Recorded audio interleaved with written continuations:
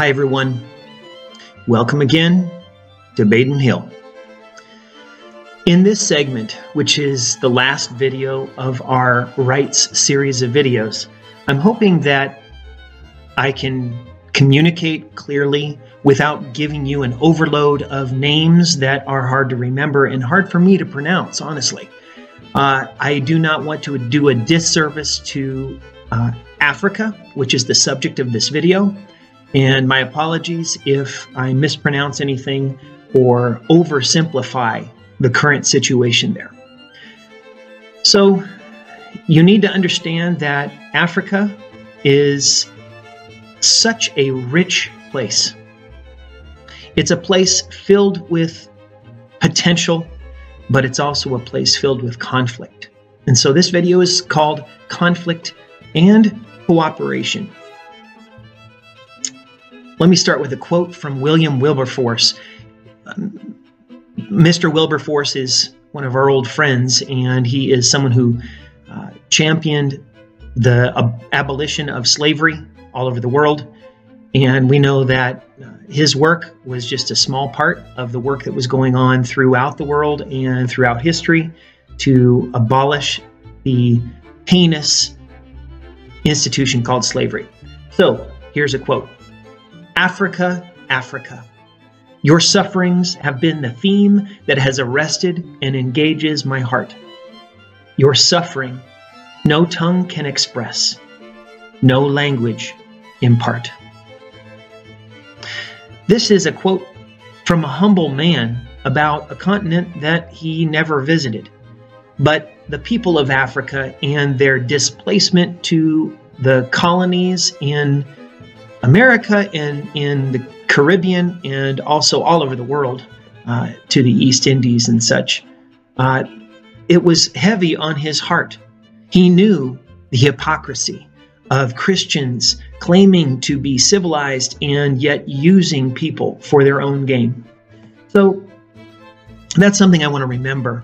I never want to lose sight of the fact that Africa and its riches have been manipulated and taken advantage of for really thousands of years. But we'll say in the last 500 years, it's especially terrible.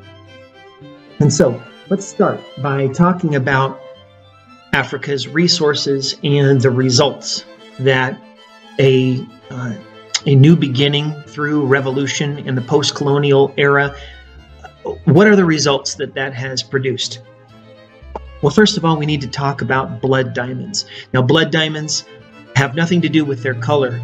They're called blood diamonds for the same reason that red rubber was known for its terrible past of being a part of colonization and conflict. And so blood diamonds have to do with usually rebels who are trying to fund their revolutions in West Africa and also in Congo, where there are many diamonds, and basically the population of those countries has been turned into a slave labor force, and there have been incredible threats on those people. If they don't produce enough diamonds, they will have a hand cut off or a leg cut off.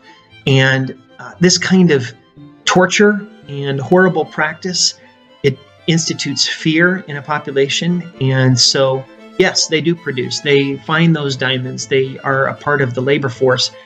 And then those diamonds make their way into other countries, and the people who buy them don't even know where they've come from. And so, as a part of what was happening in places like Sierra Leone and Cote d'Ivoire and Liberia, Congo, in those places, the diamonds being produced there were produced through people's blood. And so in South Africa, there was a drive to certify diamonds as not having been a part of that. And because South Africa was known for the Kimberley diamond mines, you may know De Beers, which is a famous diamond company, again started by Cecil Rhodes. And so that was called the Kimberley test, or the Kimberley scheme to certify diamonds as not being a part of the blood diamond industry. But Amnesty International, which really tries to monitor what's going on in various countries related to human rights, it basically says this is a good step, but it's not enough because it's a part. Basically, the diamond industry is self-censoring or self-regulating its diamonds. And because this is voluntary, you can never be sure that this is done completely. And some blood diamonds may still make it into their supplies. Why does this happen? It's because our world has become a global village. The things that happen in Africa really do impact us here in the United States and all over the world. We have industries that are driving the economies of nations. And because of that, many governments, they look the other way when bad things are happening. And this globalization means that jobs in one country depend on a corporation from another country. This foreign investment now it's called global multinationalization. And so the global multinational companies, those are the ones that sometimes ignore human rights, and they're trying to make money for themselves.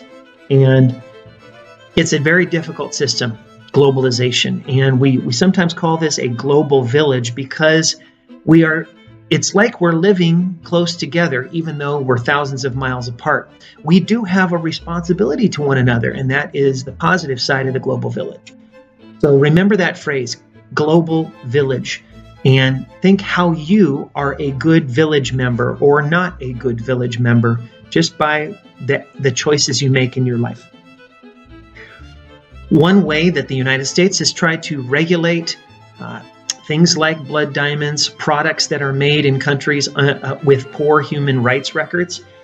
One act was passed in 2010, and that was the Dodd-Frank Act. And it came after the Great Recession of 2008, 2009, and it was intended to rein in the free practices of banks because banks were making poor investments, and then they were the ones who collapsed and caused the Great Recession. It had to do with giving money to people to buy homes, and then those people really didn't have enough income to pay for the homes, and so those homes were foreclosed on, and then the banks had all these houses and they couldn't sell them, and so they collapsed. It was poor investing practices, and it was happening internationally. And so the Dodd-Frank Act was trying to put some regulations on banks so that the Great Recession wouldn't happen again. And one of the things that they did regulate were called conflict materials. Conflict materials were certain metals, minerals that were being mined in African nations, and it was happening in such a way that there were human rights abuses. Again, people were being turned into slaves to produce these raw materials, and a lot of these raw materials have to do with technology, making things like batteries and components that go into our iPods and iPhones and our laptop computers. And Congo is perhaps, again, most notorious for these conflict materials. It is so wealthy in terms of its resources, but so poor in terms of its government.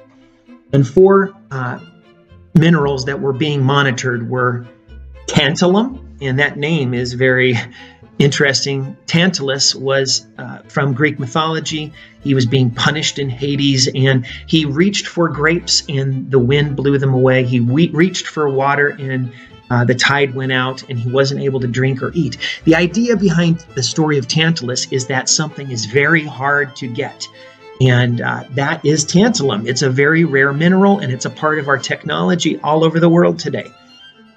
Tungsten, tin, and gold were the other minerals that were a part of these conflict materials and were being regulated by the Dodd-Frank Act. The problem is that our current government in the United States is trying to overturn or repeal the Dodd-Frank Act because the government believes that it is hurting the economy. And again, this is a question for all of us. Are we good global village members? Are we caring what happens to people in another country, even if it's convenient for us? If we get cheap products here in the US, what is the cost for another country?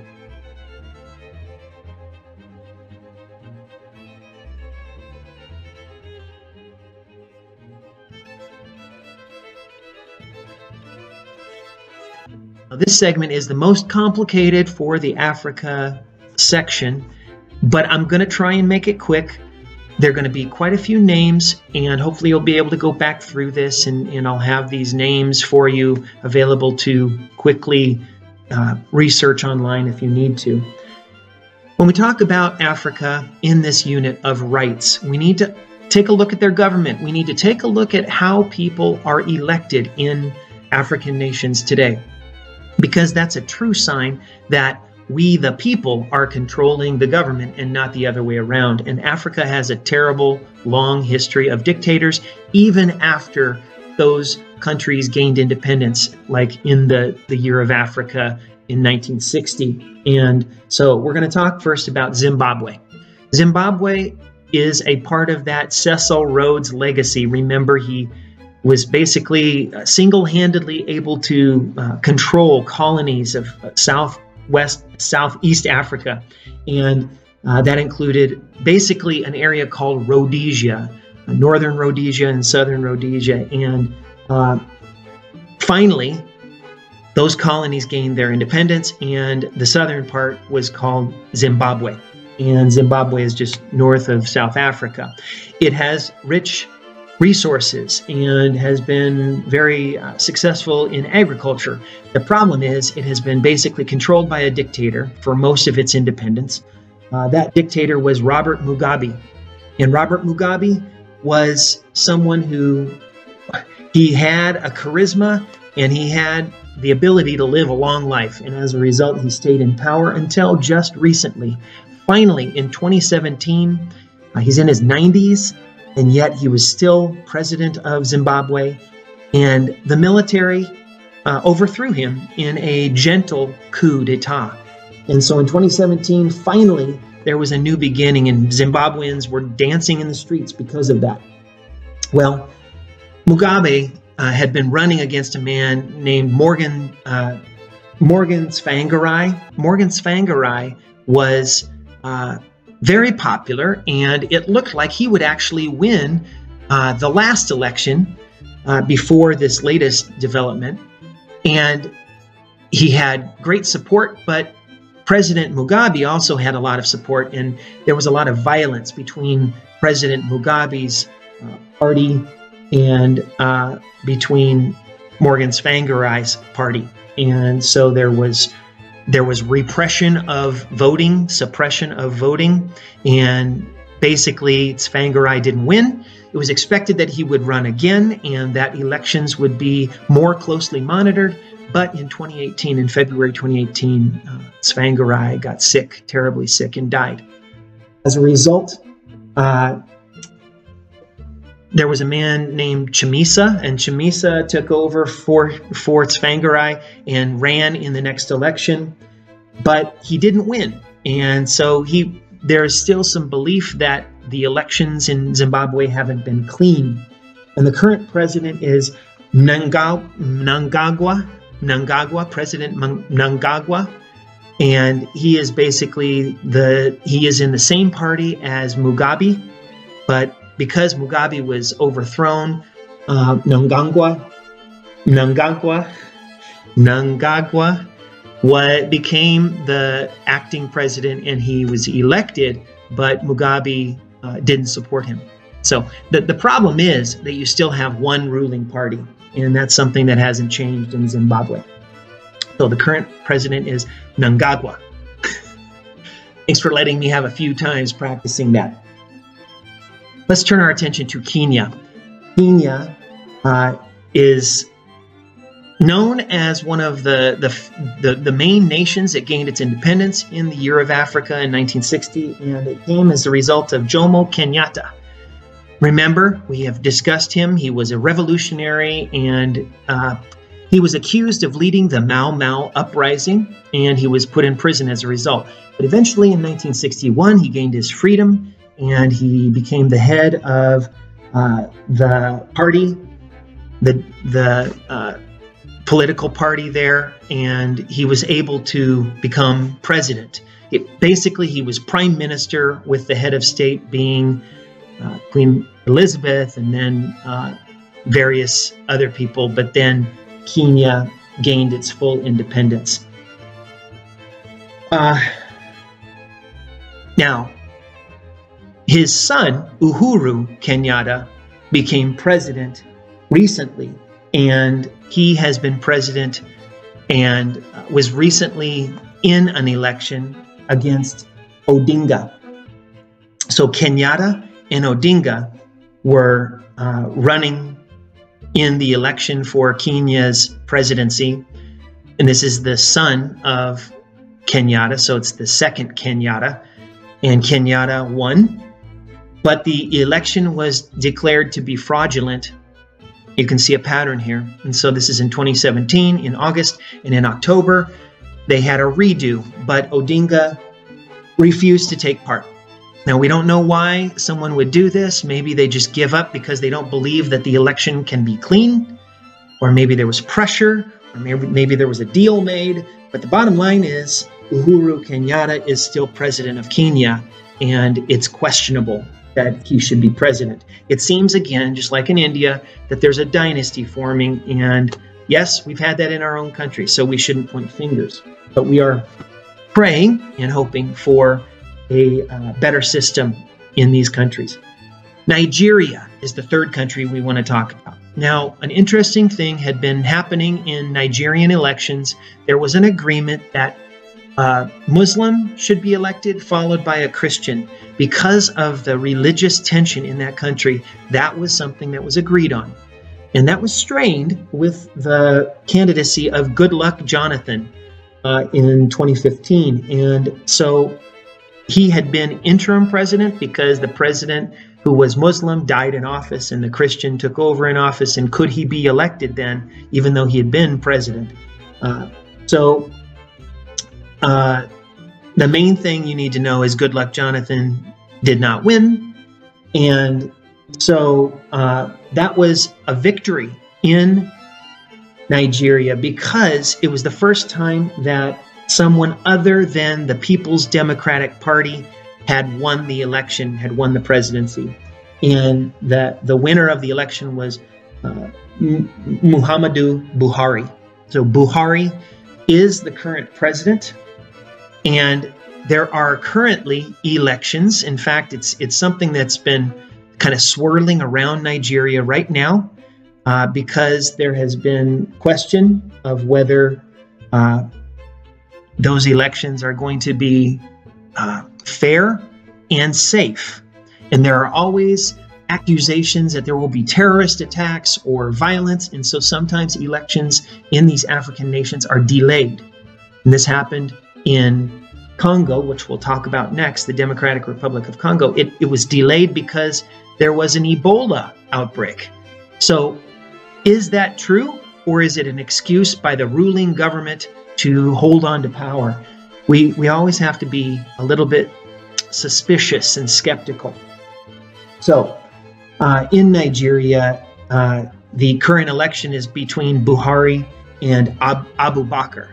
Now, basically, they're running neck and neck. And so it's hard to say who is going to come out ahead. I think it would be a good thing if a new party won the election, no matter what that party is, just to show that there can be some balance in a multi-party state. Next, we have the Democratic Republic of Congo. And you know that Joseph Kabila Sr. became a dictator in Congo after Mobutu Sese Seko was overthrown. This happened through the 1997 to 2002 civil war, which killed 5 million people. We have discussed this quite a bit.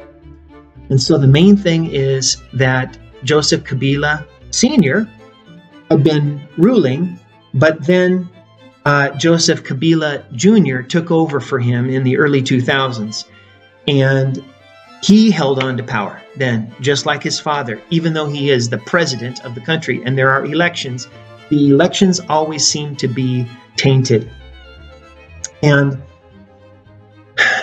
in this past election, the good thing that you need to know is that the Constitution has said that the president cannot serve more than 2 terms. And so Kabila couldn't continue to be president, but after he served as president, he would automatically be a senator. So you had 2 main candidates. Actually, there were 3 candidates, and the candidate that Kabila Jr. wanted to win did not win. He actually got 3rd place. So that is a victory for the country of DRC, because it's not just that the president that's leaving chooses his successor.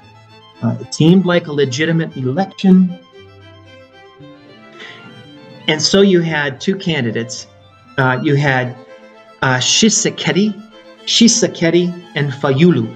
Tshisekedi and Fayulu. Tshisekedi and Fayulu.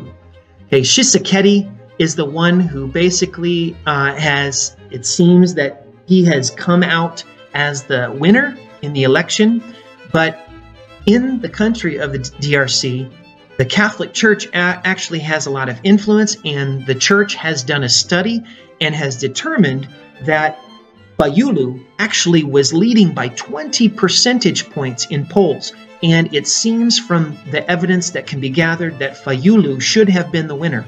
So Tshisekedi shouldn't be president. Fayulu should. This is another example that these elections are very, very difficult to monitor. Even though they invite people from all over the world, sometimes U.S. politicians go there to be election monitors, but it can't be a perfect process. And so one last country we need to turn to is Tunisia. Now, Tunisia gained its independence and had a revolution during the Arab Spring. And this was very exciting because, a dictator had been ruling the country, and now it seems to be a democratically elected government that is ruling the country, and elections have been set for the fall of 2019. This is a great development, but one problem that still exists is the Constitutional Court, kind of like a Supreme Court, that should monitor these elections and say whether they are fair and free or not. That court has not been put together. And so, if the elections in the fall are contested, there will be no referee, and there may be a kind of chaos again. So I hope that this all makes sense. Lots of interesting things to think about and do some more research on.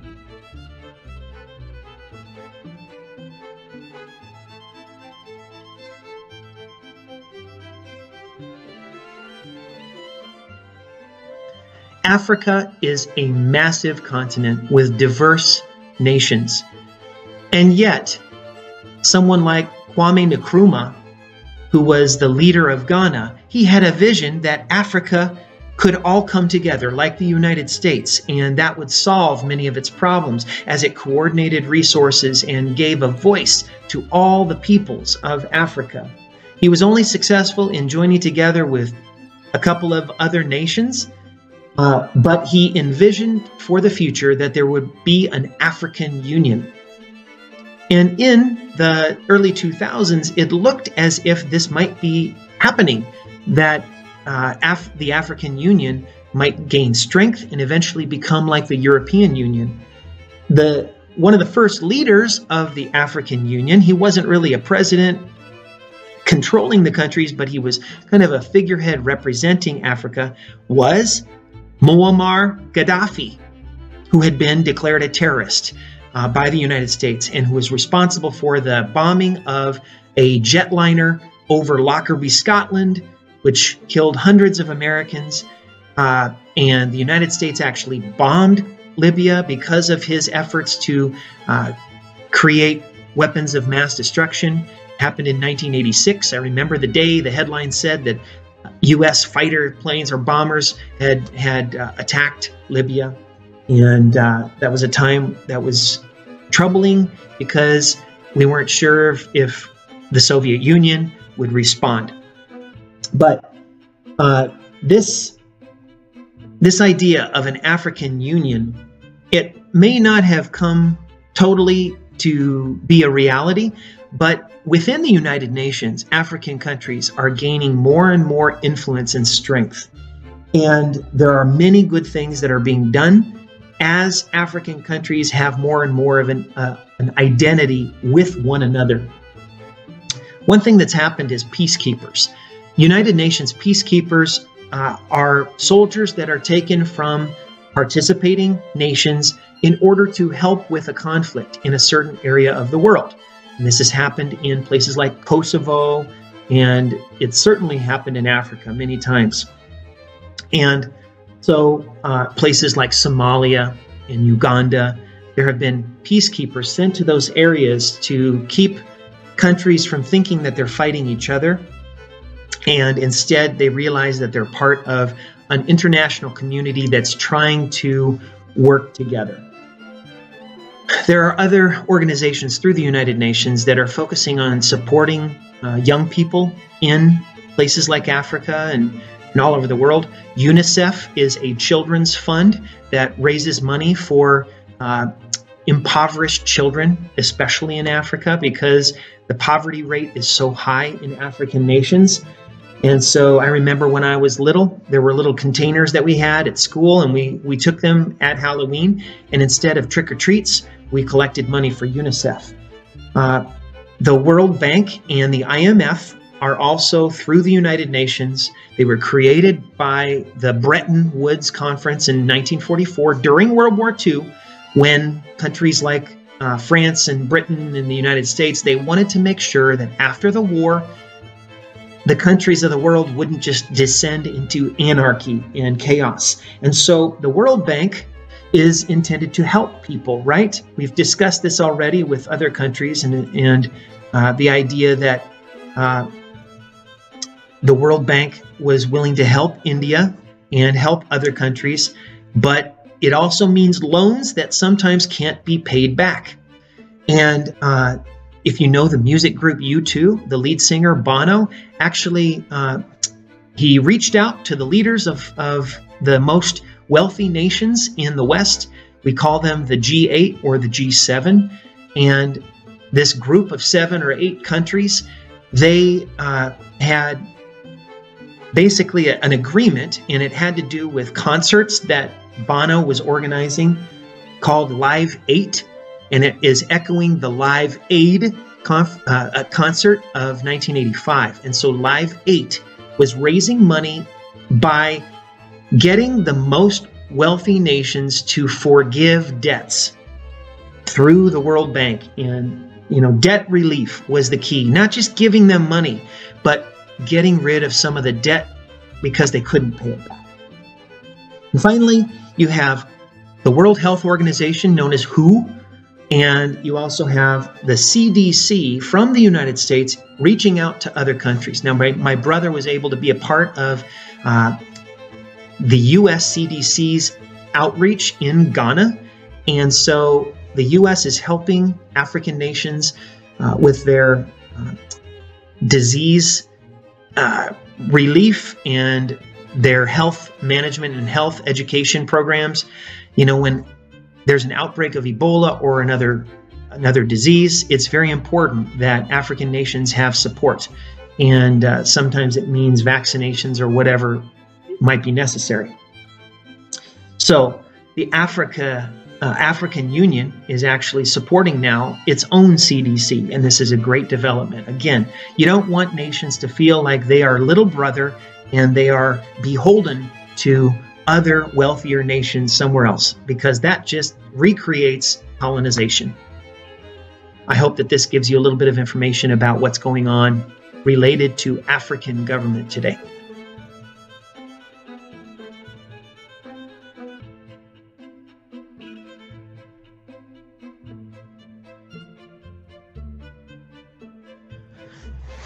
Even with these developments and this sense of cooperation, it's sad to say that there are still many conflicts on the African continent.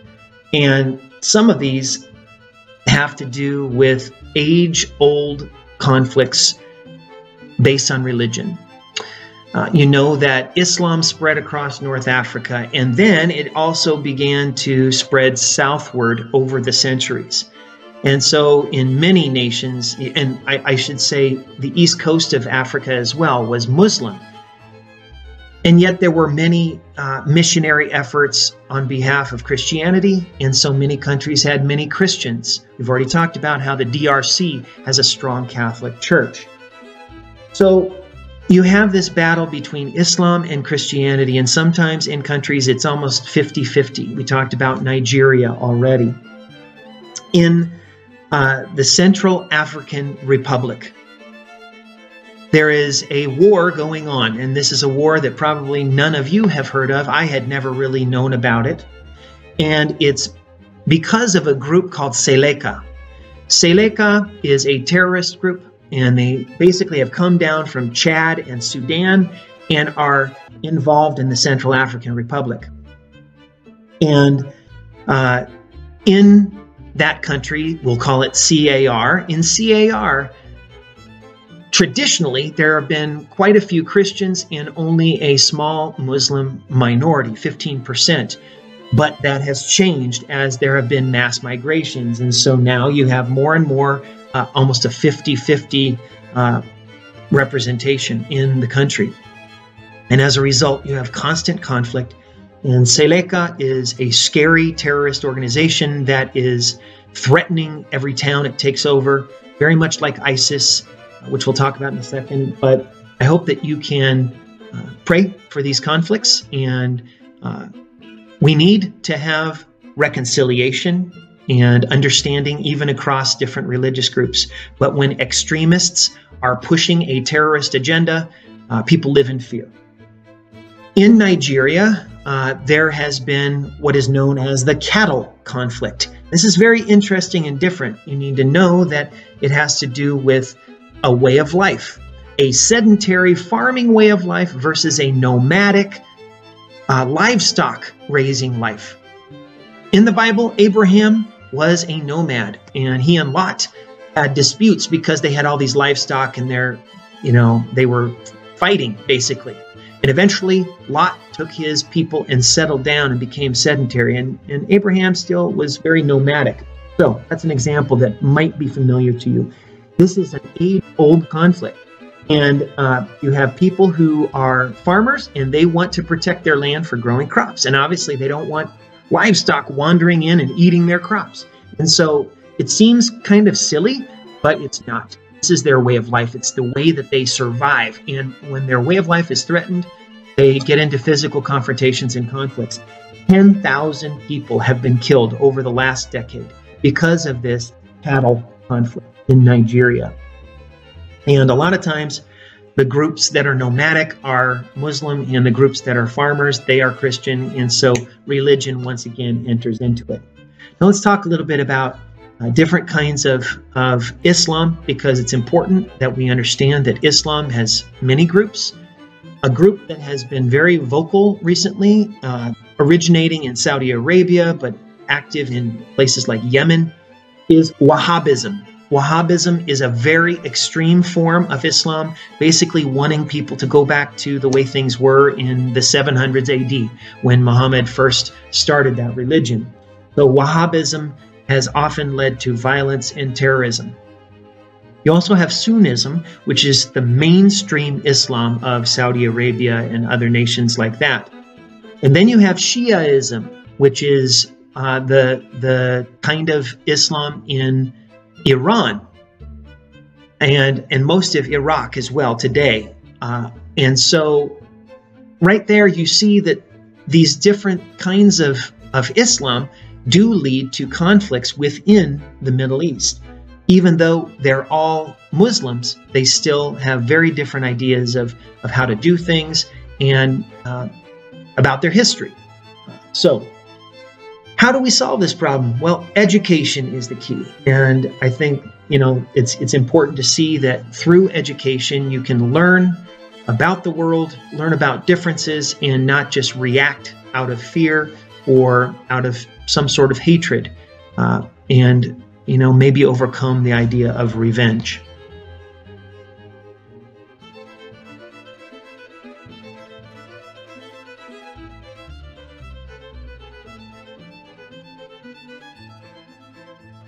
Sadly, Africa is a breeding ground for terrorism, and certainly that doesn't mean Africa is weaker or lesser. It simply means that because of those conflict zones, people who are extremists on both sides have created terrorist groups.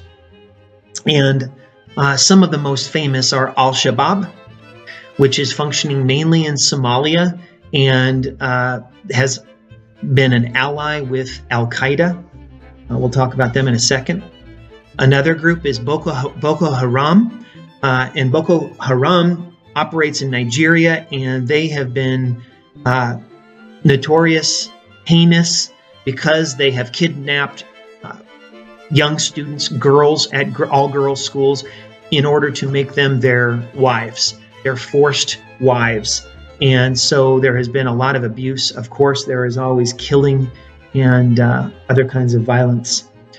Al-Qaeda, we know from 9/11, we know from Osama bin Laden and what he tried to create, basically a movement around the world to drive the United States out of the Middle East. And in places like Morocco and Tunisia, you have what's called the Al-Qaeda in the Maghreb. Al-Qaeda in the Maghreb is Akim, and it's known for its violence against tourists and Westerners that are in the country. The Islamic State was an outgrowth of the Iraqi conflict of 2003 through, still today. And what happened was, after the United States invaded Iraq and set up a new government, there was a rebellion, and a group called ISIS, actually ISIL, which is the Islamic State in the Levant. Levant means the Middle East, and Islamic State in Syria is ISIS. Those mean the same thing. And the vision was to take over Iraq and Syria and make an Islamic State. And the way that ISIS or ISIL did this, the Islamic State, they basically just were hordes of people, and they overcame villages and towns and took over even big cities. And they did it in kind of a rapid lightning attack. And the Iraqi army had been divided and weak and actually ran away when these massive numbers of terrorists were swarming toward them. And many minority groups, some Christian groups, some other groups were persecuted, forced out of their countries, and many atrocities were committed by the Islamic State. And that's very recent. There's another group that has been accused of being terrorist, and it's the Muslim Brotherhood, which is largely in Egypt. Now, Egypt went through the Arab Spring, and as a result, a new government was established, and the dictator was put in prison, and, happily ever after, right? The problem was that the new president was involved with the Muslim Brotherhood, and there had been a history of terrorist attacks.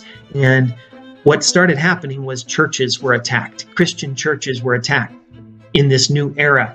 And there was instability and unrest in society. And so basically there was another Arab Spring in Egypt to overthrow that Muslim Brotherhood government and create a new dictatorship. So we'll see where that goes. It's a complicated picture, and I hope that this hasn't been too tedious for you. I hope that you can kind of think through what's going on in Africa.